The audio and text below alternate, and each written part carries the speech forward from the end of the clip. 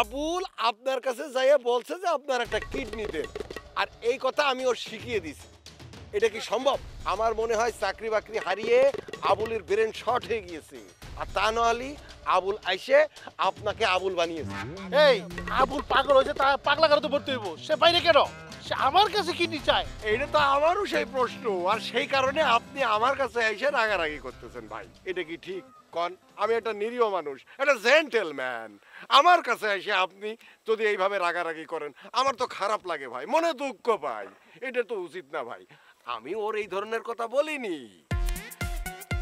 এটা আপনার, ওর এত বড় সাহস হয়েছে আমার কাছে কিডনি চাওয়ার? ওর মাথা ঠিক নেই ভাই, ও পাগল হয়ে গেছে। আবুল আপনাকে আবুল বানিয়েছে। আবুল আমার আবুল বানাইছে? আমারও সেটা ধারণা। যাই, আমি এখন আবুলটা ধরবো। দিয়ে আবুল কই আছে? আবুল আবুল ভাই সব সর্বনাশ করেছে। আবুল হারামজাদা করেছে কি? ওর কর্তৃক হয়েছে কি আর ও করেছে কি? বলেছি যে একটু নরম সরম বুকা সুকা বুদ্ধি শুদ্ধি কম সেই ধরনের মানুষের কাছে যে কবি, আর একদম পড়বি না পড়বি জমের হাতে পড়েছিস। তরফদার ভার কাছে যাইছে একেবারে কিডনি। ঝামেলা তো পাকিয়ে ফেলেছে, এখন কি হয় তা আল্লাহ জানে।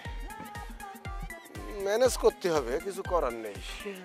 ওই দিক যাওয়া যাবে না, এদিক